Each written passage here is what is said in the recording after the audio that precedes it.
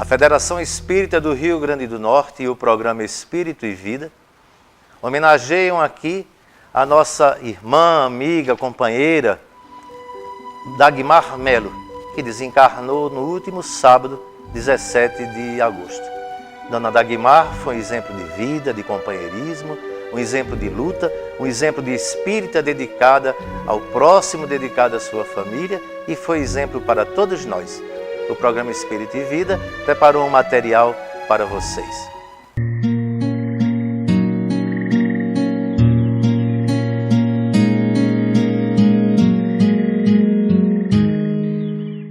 Então, quem me levou ao Espiritismo foi o Evangelho segundo o Espiritismo. Foi doença, não foi aflição, não foi perturbação. Então, esse trabalho que o Evangelho fez, que os Espíritos me ajudaram, né? Por causa da minha própria educação, não tenho que agradecer muito a quem eu fui criada, porque minha família é excessivamente católica ainda hoje. Então, já vinha com a educação religiosa formada, mas eu não aceitava como é que Deus podia ser justo se dava uma vida precária a uma pessoa e uma vida tão folgada para outra. Por que que dava doença para fulano e fulano não tinha nada? E desde muito cedo eu teimei muito com isso. Então, diante desses fatos, o Evangelho abriu, assim, foi uma cortina que rasgou-se naquela hora. Eu li o Evangelho numa guludice, como quando a gente está com muita fome para comer alguma coisa. Então, eu li o Evangelho todo, até o fim. Aí do Evangelho passei para o Livro dos Espíritos, que adorei, acho que todo mundo. E a questão da reencarnação para mim calhou bem exatamente naquilo que eu queria, do que eu precisava, do que eu tinha necessidade. Daí a força que eu tenho tido para a graça de Deus, a bondade de Deus que tem me ajudado.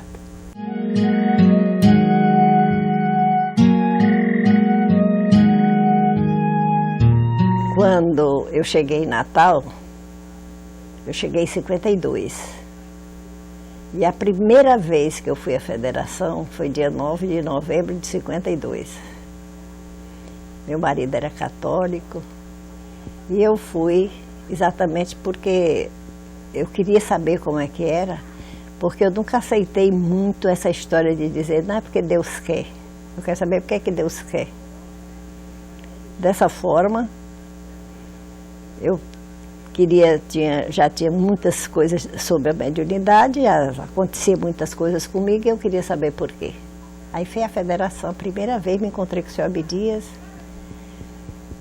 Eu me sentei lá atrás e chegou uma pessoa e disse a mim, sente lá na frente. Aí eu me sentei na primeira. Zé Hipólito era nessa época vice-presidente da Federação e falava caminhando, acho que vocês não sabem disso. Ele falava caminhando o tempo inteiro. Aí ele chegava perto de mim, está na hora de você começar. Quando Deus chama para o trabalho, não pode recuar. E falava outras coisas, vinha de lá para cá e se dirigia a mim. Ia lá e vinha cá e se dirigia a mim, nessa palestra. E eu saí de lá meio impressionada, né? Em 54 eu já estava na vice-presidência da Federação. Então eu fiquei durante muitos anos na vice-presidência, enquanto o senhor Abdias foi vivo. Eu passei quase 12 anos como vice-presidente e mais 9 e pouco como presidente da Federação. Então, calculadamente, uns 20 anos entre presidência e vice-presidência da Federação.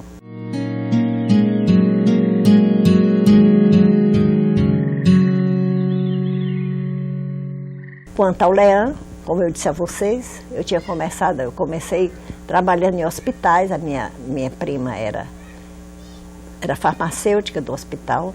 Primeiro na Santa Casa de Misericórdia, no Piauí, depois no Hospital Getúlio Vargas, quando foi fundado, e depois no Hospital Psiquiátrico Arealino de Abreu. Eu trabalhei 8 anos e pouco com loucos, poucos mesmo, de verdade.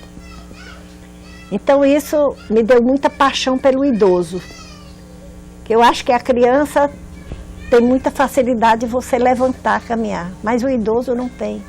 O idoso tem muita necessidade de carência, o idoso tem muita necessidade de ter quem cuide, porque chega uma hora em que a criança você está esperando o amanhã, o idoso não, você está esperando o final. E ele já não tem mais condições de fazer nada. Eu toda a vida tive muita pena do idoso, porque o meu sonho era fazer um lar para idosos. José, a princípio, achou que eu ia ter muito trabalho, que não dava certo, etc. Mas um dia ele disse, faça lá sua casa de velho. Você vai me deixar por conta desses velhos. É uma coisa muito triste a gente ver que às vezes eles vêm de uma forma tão triste, eles vêm com a roupinha do corpo. Eu tenho aí um que veio tirado de dentro de um buraco que o sobrinho tinha enterrado, fez tipo uma casa dentro de um buraco, botava ele lá, porque ele incomodava de noite. São casos e casos, e que a gente fica feliz quando vê que eles se restabelecem, melhoram, entendeu? Então é uma coisa muito boa.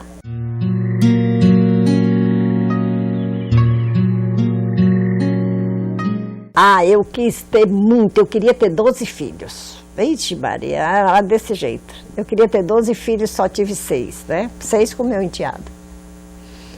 No dia que eu fui avó, pela 12ª vez, eu fiquei numa alegria tão grande que eu não sei, eu olhava, meu Deus, por que eu estou tão feliz hoje? Era uma felicidade tão grande que eu não sabia o que era.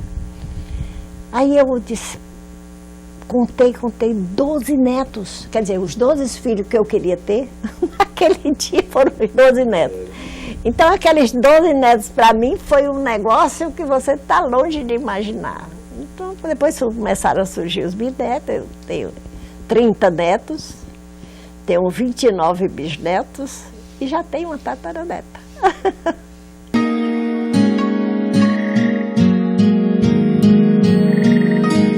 Quem aguenta, quem mantém o casamento, o lar é a mulher. Se a mulher não souber resolver os problemas de casa, mesmo as situações do marido, ela é muito difícil suportar. O casamento a 2, a vida inteira, todos, sem exceção. Todos têm problema. Agora, a minha maneira que eu aprendi, acredito que foi até a ajuda mesmo dos amigos, nunca discordar. De ser o que fosse que ele fazia, meu filho, você está certo, certíssimo. Eu estava discutindo um assunto, ele achava que não era daquele jeito, tá bom, então eu acho que você está raciocinando melhor do que eu. Vou pensar direitinho, etc, mas eu acho que você está certo. Às vezes era de manhã, quando ele estava, minha velha, me perdoe, porque é minha cabeça dura mesmo.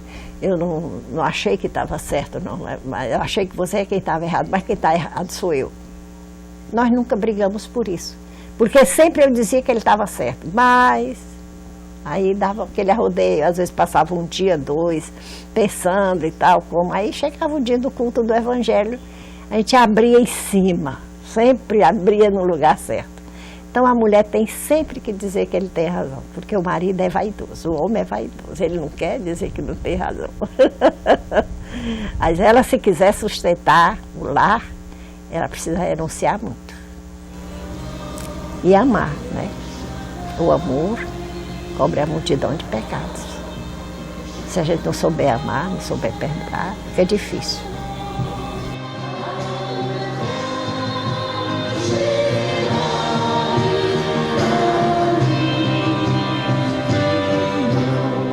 Quando pela primeira vez visitei Natal, sob os auspícios da Federação Espírita do Rio Grande do Norte, fruí da imensa felicidade de conhecer a família Melo, Dona Dagmar e seu José.